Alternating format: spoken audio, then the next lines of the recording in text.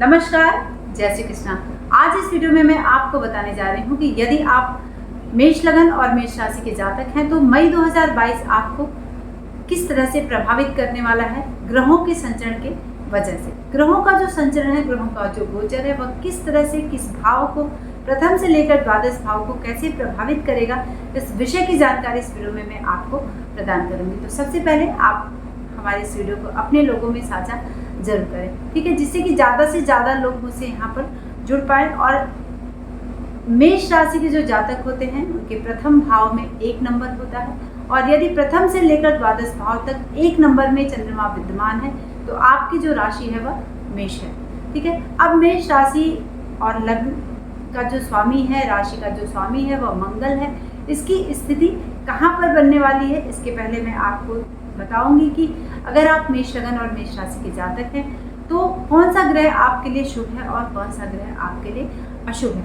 यदि आप मेष लगन और मेष राशि के जातक हैं तो सूर्य और गुरु बहुत ही ज़्यादा शुभ होता है इस लग्न चार्ट और इस राशि चार्ट के लिए, क्योंकि सूर्य आपके पंचम भाव का स्वामी होता है और गुरु जो है वह आपके नवम भाव का स्वामी होता है, ठीक है। इस बात को आपको जानना बहुत ही ज़रूरी है, तब जाके ग्रहों का संचरण आप अच्छी तरह से उसके प्रभाव को अपने जीवन में उतार पाएंगे, ठीक है। क्यों? क्योंकि पंचम भाव का स्वामी सूर्य अब कहाँ पर विद्यमान है इसको आपको देखना है। नवम भाव का स्वामी कहाँ पर विद्यमान है, कहाँ पर गोचर कर रहा है, किस स्थिति में और कैसे आपको प्रभावित कर रहा है, इन सब बातों को आपको जानना बहुत ही इम्पॉर्टेंट है। लेकिन हम बात यहाँ पर सबसे पहले लग्नेश और अशुभ ग्रह की श्रेणी में अगर किसी ग्रह को हम रखते हैं तो वह है शुक्र और बुध, शनि। ये 3 ग्रह आपके लिए अशुभ होते हैं, क्योंकि जो मेष लग्न और मेष राशि के जातक हैं उनका शनि जो है वह दसम और एकादश भाव का स्वामी होता है। बुध आपके तृतीय और षष्ठ भाव का स्वामी होता है। शुक्र आपके सप्तम और द्वितीय भाव का स्वामी होता है। तो ये 3 ग्रह आपके लिए बहुत पॉजिटिव नहीं होते हैं, लेकिन गोचर से क्या यह शुभता आपको दे रहे हैं, इसी विषय की जानकारी यहाँ पर आपको लेनी है। तो अगर आपके लग्नेश यानी मंगल जो है वह 7 अप्रैल से लेकर 17 मई तक कुंभ राशि में रहने वाला है, तत्पश्चात वह मीन में प्रवेश करेगा, ठीक है। तो यहाँ पर आधे में यानी 17 मई तक मंगल जो है वह आपके कुंभ राशि में रहने वाला है और मंगल धनिष्ठा नक्षत्र अपने नक्षत्र में संचरण कर रहा है। तो जो कुंभ राशि है वह मेष लगन और मेष राशि वाले जातकों के लिए एकादश भाव में आता है। एकादश भाव में मंगल धनिष्ठा नक्षत्र में बैठकर, क्योंकि मंगल के परिप्रेक्ष्य में अगर हम देखते हैं तो मंगल तृतीय और एकादश भाव में शुभ स्थिति में माना जाता है और वह कुंभ राशि में संचरण कर रहा है। तो कुंभ राशि में संचरण के प्रभाव से एकादश में बैठकर आपके लग्नेश का एकादश में बैठना यानी आपका को ऑलराउंडर बना रहा है, ठीक है।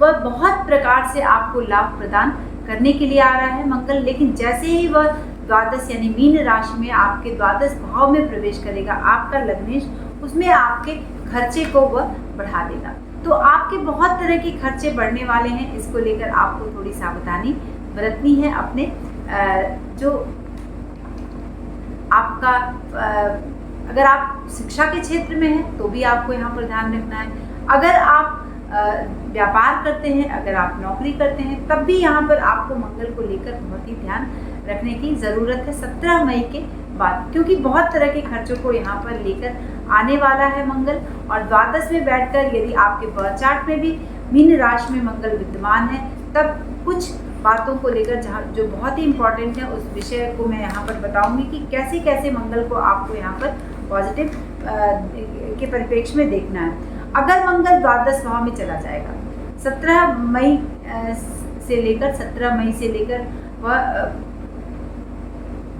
वृष राशि में संचरण करेगा, तो जब वह वृष राशि में संचरण करेगा तो वो तमाम तरह के खर्चों को आपको यहाँ पर बढ़ाने वाला है। धन नहीं मिलने की संभावना यहाँ पर बनती है और ऐसा होता है कि वह कर्ज लेने की संभावना आपकी बन जाए किसी से भी। कुंडली में यदि शनि आपके बर्थ चार्ट में अशुभ स्थिति में बैठा है, ठीक है, तो मंगल यहाँ पर अशुभ योग बनाता है। तो आपको अपने बर्थ चार्ट में क्या देखना है, शनि की स्थिति को देखना है। यदि आपके बर्थ चार्ट में शनि अशुभ स्थिति में बैठा है ना, नीच राशि में बैठा है, तो आपको मंगल को लेकर यहाँ पर थोड़ी सावधानी बरतनी है। अगर आपके बर्थ चार्ट में भी जेल योग है या फिर कारावास योग है, इस तरह की स्थिति बन रही है, तब मंगल द्वादश भाव में बैठकर शनि अगर खराब है तो कारावास का योग बना देगा। अगर इस तरह की कंडीशन पहले से चली आ रही है तो आपको यहाँ पर सावधानी निश्चित तौर पर बरतनी है, बहुत ही सावधान रहना है। आपका स्वास्थ्य ठीक रहेगा, मंगल की वजह से स्वास्थ्य में कोई दिक्कत नहीं होगी, ठीक है, लेकिन कष्ट थोड़ा बहुत आता रहेगा। तो सबसे विशेष आपको क्या ध्यान देना है, यदि आप मेष लगन और मेष राशि के जातक हैं तो आपको मंगल यदि द्वादश भाव में चला जाएगा 17 मई के बाद से, ठीक है, तो वह आपको, अगर आप पहले से कोई ऐसी कंडीशन, कोई ऐसा योग बन रहा है, कुछ इस तरह के अदालती फैसले आने वाले हैं, तो आपको कारावास की संभावना तब बनेगी जब शनि अशुभ है आपके बर्थ चार्ट में, वरना कोई भी परेशान होने की जरूरत नहीं है। यह योग एक है जो मैं आपको यहाँ पर बता रही हूँ, ठीक है। अब हम आपको बताएंगे कि यदि आपके बर्थ चार्ट में सूर्य पंचम भाव का स्वामी है और यह संचरण कर रहा है 15 मई को वृष राशि में जा रहा है, यानी 15 मई तक सूर्य जो है वह आपके मेष राशि में यानी अपनी उच्च राशि में रहने वाला है, तो आपके लग्न से वह आपके द्वितीय भाव में जाएगा। तो द्वितीय भाव में जब जाएगा तो पहले तो वह लग्न में है, यानी से 15 मई तक वह आपको लग्न की के प्रभाव को दे रहा है। आपके हेल्थ में थोड़ी बहुत प्रॉब्लम उसने दी है 15 मई तक, ठीक है, और थोड़ी बहुत एनर्जी, यानी जिसको आप घबराहट के उद्देश्य में कह सकते हैं, या ब्लड प्रेशर हाई हो जाना, इस तरह की स्थिति आपकी यहाँ पर बन रही। घर में कुछ झगड़े होना, व्यवसाय में मन नहीं लगना, काम करने में मन नहीं लगना, और कुंडली में कुछ इस तरह के शुभ योग हों जो आप के लिए बेनिफिट दे सकते हैं, वरना आपको यहाँ पर इस माह में सावधानी बरतनी है। हाथ में पैसे नहीं आने की स्थिति बन जाएगी, बन रही है, और अच्छे काम, आपके काम तो अच्छे होंगे लेकिन स्थिति जो है वह आपकी बहुत अनुकूल हम सूर्य को लेकर 15 मई तक नहीं मानेंगे। लेकिन जैसे ही 15 मई को सूर्य वृष राशि में प्रवेश करेगा या द्वितीय भाव में प्रवेश करेगा, तो अगर सूर्य आपके बर्थ चार्ट में भी शुभ स्थिति में बैठा है तो पैसे मिलने शुरू हो जाएंगे, ठीक है, अचानक से आपके काम पूरे करवा देगा। जैसे ही 15 मई आएगा सूर्य वृष राशि में प्रवेश करेंगे 5:29 पर, वैसे ही आपके काम जो है वह पूरे होने की संभावना अचानक से बढ़ जाएगी। लोगों पर आपका प्रभाव जो है वह बढ़ चढ़ कर रहेगा, मन आपका प्रसन्न होगा, और थोड़ा सा अदर चीज़ों में, यानी अगर मेल है तो फीमेल की तरफ, फीमेल है तो मेल की तरफ एक आकर्षण बनने की संभावना बन सकती है। घर में कुछ बातों को लेकर अड़चने आ सकती हैं, तो यहाँ पर आपके लिए सूर्य बेनिफिट देगा जैसे ही वह 15 मई को वृष राशि में आएगा। तो अब आपने जाना कि सूर्य की स्थिति क्या है आपके लिए, आपके बर्थ चार्ट में। तो बहुत शुभ होता है सूर्य, और उसकी शुभता आपको 15 मई से देखने के लिए मिलेगी, जब वह द्वितीय भाव में संचरण करेगा आपके लग्न से और आपके राशि चार्ट से। लेकिन अगर आपके बर्थ चार्ट में सूर्य अशुभ स्थिति में बैठा है तो थोड़ा बहुत आपको सूर्य की आराधना यहाँ पर करनी होगी, तब जाके बहुत बेनिफिट आपको यहाँ पर सूर्य जो बेनिफिट देने के लिए आ रहा है वही प्रभाव, वही शुभता आपको यहाँ पर देगा, आपके पंचम भाव का स्वामी। अब बृहस्पति की बात यहाँ करेंगे, क्योंकि बृहस्पति इस लग्न चार्ट के लिए और इसके लिए बहुत ही शुभ होता है। अब बृहस्पति अगर आपके बर्थ चार्ट में शुभ स्थिति में विद्यमान है और गोचर से भी बृहस्पति मीन राशि में आ रहा है, तो मीन आपके द्वादश भाव में आती है, ठीक है। द्वादश भाव में बृहस्पति का प्रभाव आपको देखने के लिए मिलेगा। यदि आपकी राशि मेष है तो बृहस्पति देव क्या करेंगे, आपको 12वें में थोड़ी सी पीड़ा दे सकते हैं। क्यों? क्योंकि वह आपके लग्न चार्ट में से भाग्येश जो है वह आपके द्वादश भाव में संचरण करेगा, ठीक है। तो यहाँ पर बृहस्पति को शुभ करने के लिए आपको थोड़ा सा बृहस्पति से रिलेटेड उपाय करना होगा, तब जाकर, क्योंकि व्यवसाय में दिक्कतें दे सकता है, पैसे में थोड़ी सी तंगी दे सकता है। यदि आपका लग्न मेष है तो तंगी की संभावना बन सकती है, मन जो है स्वस्थ नहीं होगा। तो यहाँ पर गुरुदेव बृहस्पति आपके लिए लग्न चार्ट से भी और राशि चार्ट से भी शुभ और शुभता नहीं दे रहे हैं। भाग्येश होते हुए भी चूंकि अब द्वादश में ही संचरण कर रहा है बृहस्पति, तो इसलिए आपको द्वादश भाव से रिलेटेड प्रभाव को यहाँ पर दे रहा है मई 2022 में। अब आपको क्या देखना है? अब आपको देखना है कि जो ग्रह आपके बर्थ चार्ट में शुभ नहीं है, शनि, शुक्र और बुध। तो हम सबसे पहले शनि की बात करेंगे। शनि आपके बर्थ चार्ट में आपके 10वें भाव का स्वामी और आपके 11वें भाव का स्वामी है। और शनि देव जो है वह कुंभ राशि में 29 तारीख से प्रवेश कर जाएंगे आपके 11वें भाव में। ठीक है, तो शनि शुभ है तो व्यवसाय आपका ठीक चलेगा। अगर आपके बर्थ चार्ट में भी 11वें भाव में शनि बैठा है और अपनी उच्च राशि में बैठा है तो आपके व्यवसाय में तरक्की होगी, व्यवसाय ठीक ठाक से चलेगा।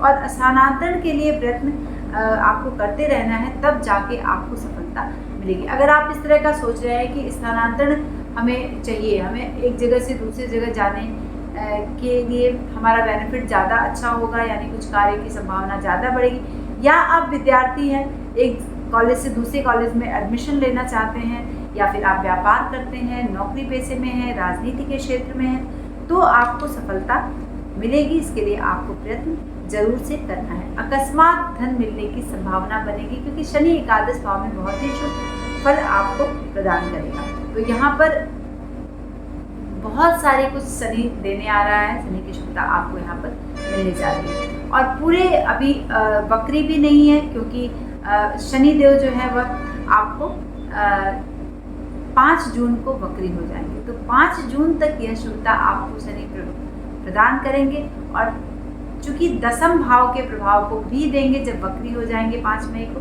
लेकिन अभी फिलहाल आपके लिए शनि शुभ फल प्रदान करेंगे। अब यहाँ पर हम बात करेंगे शुक्र की, क्योंकि शुक्र आपके बर्थ चार्ट के 2 और 7वें भाव का स्वामी है।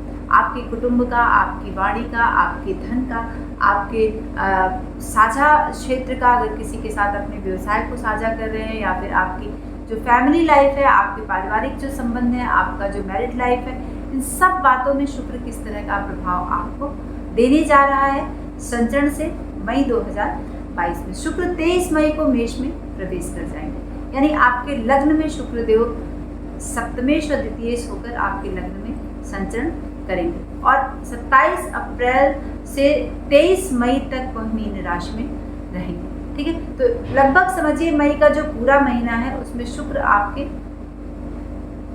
मीन राशि में, यानी बृहस्पति और जो शुक्र है एक साथ यहाँ पर 12वें भाव में संचरण करेंगे। तो 12वें भाव की स्थिति क्या है? शुक्र तो बहुत, अभी मैंने आपको बताया कि गुरुदेव बृहस्पति यहाँ पर थोड़ी सी पीड़ा दे रहे हैं 12वें भाव में बैठकर, और सप्तमेश के साथ जब हो जाएंगे तो कुछ रिलेशनशिप में आपको ध्यान देने की ज़रूरत है। कुछ अगर आप विवाहित हैं तो भी आपको यहाँ पर ध्यान देने की ज़रूरत है। आप मेष लग्न और मेष राशि के जातक हैं, आप टीनेजर्स हैं, आप पढ़ाई करते हैं और अभी अनमैरिड हैं, तब भी आपको यहाँ पर रिलेशनशिप को लेकर ध्यान देने की ज़रूरत है शुक्र को। ठीक है, तो शुक्र आपके 12वें भाव में बैठकर यहाँ पर कुछ चीज़ों को दे रहा है, लेकिन सबसे खास क्या करेगा? धन का लाभ कराएगा। अब यहाँ पर धन के लिए शनि धन आपको बहुत अच्छा दे रहे हैं। शुक्र भी आपको यहाँ पर धन देने के लिए आ रहा है 12वें भाव में, बैठा ही हुआ 23 मई तक तो धन दे ही रहा है, लेकिन जैसे ही 23 मई को वह मेष में प्रवेश करेगा, आपके लग्न में आएगा, तो कुछ भय की संभावना बनाएगा, लेकिन हाँ, शत्रुओं का नाश निश्चित तौर पर करेगा। ये बहुत ही खास एक प्रेडिक्शन है और बहुत ही खास है मेष राशि वाले लोगों के लिए, क्योंकि बहुत दिनों से वह शत्रुओं से जूझ रहे हैं, तो शत्रु को निश्चित तौर पर परास्त कर देगा, है ना। तो यहाँ पर इसके लिए आपको बहुत ही खुश होने की ज़रूरत है, क्योंकि 27 अप्रैल से 23 मई तक तो उसने थोड़े बहुत काम ऐसे गड़बड़ सड़बड़ कराए हैं, लेकिन जैसे ही 23 मई में को मेष में प्रवेश करेंगे, यानी मेष राशि में जैसे ही आएंगे, आपको बहुत ही अच्छा देने वाले हैं फल शत्रुओं के परिवेश में। और बहुत सारी चीज़ें, आपको एक कॉन्फिडेंस लेवल आपका बढ़ेगा जब आपके शत्रु आपसे परास्त होंगे। अब हम बात करेंगे बुध की। बुध आपके बर्थ चार्ट के अशुभ ग्रहों में से एक है, और बुध की स्थिति क्या है? बुध आपके तृतीय और आपके छठे भाव का स्वामी है। तृतीय और छठे भाव का जो स्वामी है वह 25 अप्रैल से बुध जो है 2 जुलाई तक वृषभ राशि में रहने वाला है। तो वृषभ राशि में आप देखें कि सूर्य भी रहेगा, बुध भी रहेगा 2 जुलाई तक। तो सूर्य बुध एक बहुत ही अच्छा एक कॉम्बिनेशन सूर्य और बुध का यहाँ पर बन रहा है वृषभ राशि में। इसकी स्थिति बहुत ही अच्छी बन रही है। तो वृषभ राशि कहाँ है? आपके द्वितीय भाव में आती है और द्वितीय भाव में जो बुध की स्थिति है वह धन लाभ की स्थिति बना रहा है। ठीक है, आपको बहुत सारे धन का लाभ बृहस्पति देव करा रहे हैं, सूर्य भी आपको बहुत अच्छा देंगे यहाँ पर बैठकर। तो धन का लाभ पूरे मई आपको यहाँ पर मिलने वाला है। लेकिन अगर हम लग्न चार्ट से देखेंगे तो क्या स्थिति बन रही है बुध को लेकर? बुध को लेकर मन में कुछ स्वस्थता रहेगी। ठीक है, लेकिन अगर फौजदारी के कामों में आप कुछ ऐसी कुछ चीज़ें चल रही हैं, अगर कंडीशन इस तरह की क्रिएट होती है तो बिल्कुल से आपको यहाँ पर उलझना नहीं है, क्योंकि बुध आपके लिए बहुत ही शुभ नहीं होता है। किसी भी कागजात पर हस्ताक्षर करने से पहले आपको 2 या 4 बार जरूर से सोचना है, अपने बड़ों से सलाह लेना है और बहुत सोच समझकर उन पेपरों पर आपको हस्ताक्षर करना है। ठीक है, तो बुध इस तरह से आपको यहाँ पर बेनिफिट दे रहा है और इस तरह के फल आपको यहाँ पर प्रदान कर रहा है। तो बुध को लेकर आपको सावधानी रखनी है, लेकिन धन के मामले में यह बहुत ही अच्छा कर रहा है यदि आप मेष लग्न और मेष राशि के जातक हैं। अब हम बात करेंगे राहु और केतु की। और बृहस्पति के विषय में मैंने बताया कि बृहस्पति द्वादश भाव में, तो बृहस्पति को मजबूत करें। ठीक है, आप उनके मंत्र का जाप करके और एक पीला पुखराज पहनकर आप अपने बृहस्पति को यहाँ पर बहुत ही पॉजिटिव कर सकते हैं। लेकिन अब राहु कहाँ पर संचरण कर? अब राहु 18 महीने के लिए लग्न में ही आपके संचरण कर रहा है। अप्रैल माह से वह पूर्ण रूप से मेष राशि के प्रभाव को दे रहा है। ठीक है, और मेष राशि आपके लग्न में आ रही है, तो कुछ हानि 18 महीने के लिए अचानक से इस तरह की संभावना बनाएगा राहु। तो आपको क्या करना है? यहाँ पर राहु के लिए उपाय करना है। ठीक है, राहु के मंत्र का जाप करना है। राहु को लाभ प्राप्ति के लिए आपको कुछ अगर हम बटुक भैरव स्त्रोत की बात करें तो 18 महीने अगर आप बटुक भैरव स्त्रोत पढ़ते हैं राहु को पॉजिटिव करने के लिए, तो वो स्थिति आपके लिए बहुत ही अच्छी होने वाली है। ठीक है, तब राहु आपको यहाँ पर शुभता प्रदान करेगा। और 7वें भाव में 18 महीने तक केतु की स्थिति यहाँ पर बन रही है, तो केतु को आपको यहाँ पर बहुत ही पॉजिटिव करना है, क्योंकि तुला राशि में केतु शुभ नहीं होता है ना। केतु की अपनी जो शुभ राशि है वह धनु और मीन है, लेकिन तुला में बैठकर वह वाद विवाद की स्थिति को बनाएगा। अगर आप किसी के साथ साझा का काम कर रहे हैं तो भी कुछ वाद विवाद की स्थिति बन जाएगी और इस तरह से अलगाववादी स्थिति यहाँ पर बन सकती है। पति पत्नी के संबंधों में भी कुछ वाद विवाद की स्थिति 18 महीने बनी रहेगी, तो यहाँ पर आपको थोड़ा ध्यान देने की ज़रूरत है। ठीक है, तो ये रहा मई 2022 का फल राशिफल। अगर आप हमारे वीडियो से देखना चाहते हैं तो जो उपाय मैंने बताया है उसको आप जरूर अपने जीवन में मई 2022 में अप्लाई करें। ठीक है, और अपने दोस्तों में हमारे इस वीडियो को साझा करें। नमस्कार, जय श्री कृष्ण।